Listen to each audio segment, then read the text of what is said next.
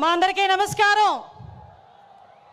మండు టెండలో ఎండని సైతం లెక్క చేయకుండా ఒకానొక సందర్భంలో రాయలసీమ గడ్డ మీద పసుపు చొక్కా వేసుకున్నాడని వాడిని బెదిరించి కేసులు పెట్టిన నేపథ్యం నుంచి ఈరోజు ధైర్యంగా పసుపు చొక్కా వేసుకొని పసుపు టోపీ పెట్టుకొని పసుపు జెండా పట్టుకొని సుదూర ప్రాంతాల నుంచి నా నాయకుడు వచ్చాడని చెప్పి ఈరోజు గడప గడ్డ మీదకి వచ్చిన ప్రతి ఒక్క కార్యకర్తకి కూడా పేరు పేరున శిరస్సు వంచి పాదాభివందనం చేసుకుంటూ కడపలో మహానాడు జరగటం అంటే చాలామంది ఆశ్చర్యపోయారు. నేను చేసి చూపిస్తా, కడప అన్నది ఎవడప్ప సొత్తు కాదు, ఇది తెలుగుదేశం పార్టీ అడ్డా అని ఆల్రెడీ నిరూపించి ఉన్నారు.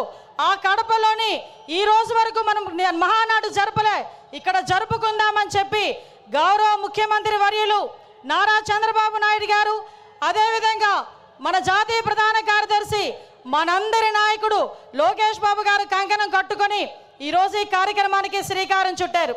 సాధారణంగా 5 ఎలక్షన్లు అయిన తర్వాత, ముఖ్యమంత్రి అయిన తర్వాత ఒక 5 సంవత్సరాల గురించి ఆలోచించి రాబోయే ఎలక్షన్ల గురించి ఆలోచించేవాడిని పొలిటికల్ లీడర్ అంటారు. అదే ఆంధ్రప్రదేశ్ రాష్ట్రం గురించి, భవిష్యత్తు గురించి 20 సంవత్సరాల తర్వాత ఏం జరగబోతుందో ఆలోచించే వాళ్ళని విజనరీ లీడర్ అంటారు. అదే విజనరీ లీడర్ మన ఎదురుగా కనిపిస్తున్న 6 అడుగుల మన చంద్రబాబు నాయుడు గారు మన తెలుగుదేశం పార్టీకి నిలువెత్తు రూపంగా ఈరోజు మనం భావించుకోవాలి. ఎందుకో చెప్తున్నా, 75 ఏళ్ళ వయసు, 40 ఏళ్ళ రాజకీయ చతురత, 40 ఏళ్ళ రాజకీయ అనుభవం, ఈ రెండు మేళవించుకొని సుమారుగా 2047కి 2047కి ఈ రాష్ట్రం ముందుండాలి. ప్రపంచంలోనే మొట్టమొదటి స్థానంలో ఆంధ్రప్రదేశ్ రాష్ట్రం ఉండాలి. మేము ఉన్నా లేకపోయినా మన బిడ్డల గురించి, మన భవిష్యత్తు తరాల గురించి ఆలోచించిన ఏకైక నాయకుడు ప్రపంచంలో ఎవరైనా ఉన్నారంటే మనం గర్వంగా కాలు రెగరేసుకొని చెప్పుకోవచ్చు, నా నాయకుడు ఉన్నాడు, చంద్రబాబు నాయుడు గారు ఉన్నారు అని.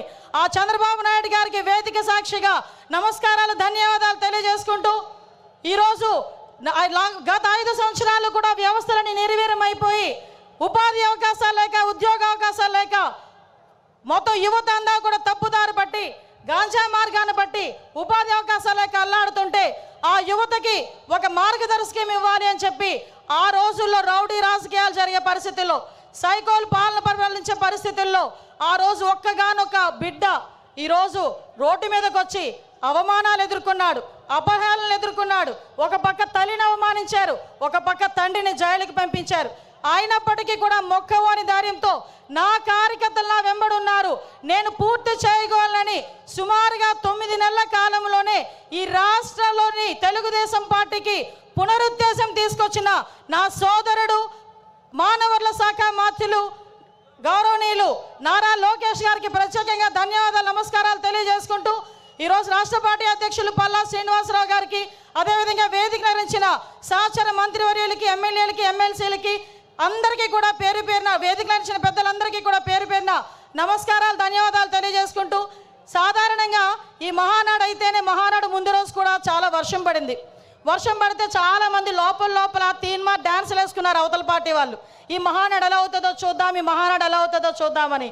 ఒక్కటి మాత్రం నిజం, ఆ మహానుభావుడు చంద్రబాబు నాయుడు గారి సంకల్ప బలం ముందు అన్నీది కూడా దిగదుడిపోయి ప్రకృతి కూడా ఈరోజు మనకి సహకరించి 3 గంటల టైంలో ఇంత చల్లగా మనందరినీ కూడా ఇక్కడ ఆశీర్వదించిందంటే ప్రకృతి, ఈరోజు ఇది కూడా ఒక శుభ సూచకంగా దేవుని స్క్రిప్ట్ కింద భావించాల్సిన పరిస్థితి. గత 5 సంవత్సరాలు చూసాం, విధ్వంసంతో స్టార్ట్ అయింది, ప్రజావేదిక విధ్వంసంతో స్టార్ట్ అయింది, అనేక కేసులు పెట్టించుకున్నాం, అనేక రకాల జైళ్ళకి వెళ్ళాం. అభివృద్ధిలో శూన్యమైపోయింది, 20 సంవత్సరాలు వెనక్కి వెళ్ళింది. అభివృద్ధిలో ఎందుకు ముందుకు రాలేకపోయింది అంటే శాంతి భద్రతల మీద వాళ్ళకి పట్టు లేక, కనీసం వాళ్ళ భద్రత మీద వాళ్ళు కనీసం శ్రద్ధ చూపకపోవడం వల్ల ఈరోజు మళ్ళీ అదే శాంతి భద్రతల మీద, భద్రత మీద శ్రద్ధ చూపించారు. కాబట్టి మన నాయకుడి మీద ఉన్న నమ్మకంతో ఈరోజు అనేకమైన కంపెనీలు ఈరోజు వస్తున్నాయి. ఇంతకుముందు రాయలసీమ గురించి, ఫ్యాక్షనిజం గురించి మాట్లాడుకునే పరిస్థితి నుంచి ఈరోజు ఉపాధి అవకాశాలు, ఫ్యాక్షన్లోని చాలామంది ప్రాణాలు కోల్పోతూ ఉంటే అటువంటి వాళ్ళు ప్రాణాలు కోల్పోకూడదని ఫ్యాక్షనిజాన్ని సమూలంగా ఆ రోజు నాశనం చేసి ఈరోజు అదే కత్తి పట్టిన చేత్తోనే ఉపాధి అవకాశాలు కల్పించిన పరిస్థితి. ఈరోజు రాయలసీమలో ఉన్న ప్రతి మహిళ కూడా ఇంట్లోని చంద్రబాబు నాయుడు గారు బొమ్మ పెట్టుకోవాలి. ఎందుకనంటే ఏ రోజైనా కత్తి పట్టిన మగాడు బయట బయటికి వెళ్తే మళ్ళా తిరిగి ప్రాణాలతో వస్తాడో రాడో తెలియని పరిస్థితి నుంచి ఈ రోజు నా భర్త క్షేమంగా వస్తాడు, తిరిగి డబ్బులు తీసుకొని వస్తాడని ధైర్యంగా ఉండే పరిస్థితిని ఈరోజు తీసుకొచ్చాం. ఇంతకుముందు రాయలసీమ అంటే మనకి చేతిలో కత్తులు, కటార్లు, బాంబులు వినిపించేవి. కానీ ఈరోజు రాయలసీమ అంటే ఒక కియా, రాయలసీమ అంటే ఒక శ్రీ సిటీ, రాయలసీమ అంటే ఒక హీరో కంపెనీ, ఇలాంటి కంపెనీలు అనేకం కనిపించే పరిస్థితి ఈరోజు మనందరికీ కూడా కనిపించే పరిస్థితి కనిపిస్తూ ఉంది. నేను ఒకటే చెప్పి ముగిస్తా. పెద్దలందరూ ఉన్నారు. నిన్న ఏదైతే మహానాడులో గౌరవ్ లోకేష్ గారు చేసిన 6 శాసనాలు, నిజంగా ఏదైతే చంద్రబాబు నాయుడు గారు కలలు కంటున్న 2047 స్వర్ణాంధ్రకి ఈరోజు కడప మహానాడు వేదికగా ఈ 6 శాసనాలు కూడా ప్రథమ భూమిక వహించబోతున్నాయి. ఇవే పునాది కాగబోతున్నాయి. ఈ కార్యకర్తలే అధినేత అని చెప్పిన పరిస్థితి ప్రపంచంలో ఏ పార్టీకి లేదు. ధైర్యంగా గర్వంగా నేను తెలుగుదేశం పార్టీ కార్యకర్తని చెప్పుకొని తిరిగే పరిస్థితులు ఈరోజు ఉన్నాయి. ఒకటే ఒక విషయం చెప్తున్నా. మొన్న రీసెంట్గా నేను ఒక ఫ్లైట్లో వస్తా ఉంటే ఒక పెద్ద మనిషి, ఒక వ్యాపారవేత్త నాకు కనిపించారు. ఏంటి సార్ ఎలా ఉంది సార్ అంటే, అమ్మ రక్షించారు మీరందరూ కూడా ఎన్డీఏ కూటమిని గెలిచి. ఎందుకంటే 2018లో నేను శంకుస్థాపన చేశా, 19లో నేను ఫ్యాక్టరీ పెట్టాలని వెళ్తే పార్ట్నర్షిప్ అడిగారమ్మా. అప్పటి నుంచి మూసుకొని కూర్చున్నా. మళ్ళా చంద్రబాబు నాయుడు గారు వచ్చిన తర్వాత ఫ్యాక్టరీ మళ్ళీ ఓపెన్ చేశారని చెప్పే పరిస్థితి. ఒకటే చెప్తున్నా సార్, మీరు ఏదైతే 6 శాసనాలు తీసుకున్నారో ఈ 6 శాసనాలు మంత్రులుగా ఉన్న మేం కానీ, ఎమ్మెల్యేలుగా ఉన్న స్టేజ్ మీద ఉన్న వాళ్ళు కానీ, కార్యకర్తలుగా ఉన్న వాళ్ళు ప్రతి ఒక్కరు కూడా గ్రామానికి వెళ్ళి చెప్పే బాధ్యత మేము తీసుకుంటాం. మీరు కలలుగా 2047 విజన్ ఏదైతే ఉందో ఆ విజన్ని పరిపూర్ణంగా ముందుకు తీసుకెళ్లే విధంగా, మరీ ముఖ్యంగా గుంట నక్కలు చేరకుండా ఉండే బాధ్యత కూడా కార్యకర్తలుగా మనందరం కూడా తీసుకోవాల్సిన బాధ్యత ఉంది. మళ్ళీ 5 సంవత్సరాల తర్వాత నేను వస్తా అని కలలుగనే వాళ్ళకి మొన్నటితోనే ఆఖరి రోజు పులి స్టాప్ పడే పరిస్థితి, మళ్ళీ ఇలాంటి గుంట నక్కలు మన దగ్గరికి చేరకుండా ఉండే పరిస్థితి కూడా మనం తెచ్చుకోవాలని మనస్ఫూర్తిగా కోరుకుంటూ, ఇప్పటి నుంచే 2029 ఎన్నికలకి కూడా ఇప్పటి నుంచే పని చేయాలని ప్రతి కార్యకర్తకి కూడా తెలియజేసుకుంటూ, ఈ మహావేదికగా మీ అందరికీ నాకు ఇక్కడ మాట్లాడే అవకాశం కలగజేసినందుకు ప్రత్యేకంగా గౌరవ ముఖ్యమంత్రి వర్యులకి, నారా చంద్రబాబు నాయుడు గారికి, లోకేష్ బాబు గారికి అందరికీ కూడా ధన్యవాదాలు, నమస్కారాలు తెలియజేసుకొని సెలవు తీసుకుంటున్నా. జై హింద్, జై తెలుగుదేశం. అనిత గారికి ధన్యవాదాలు.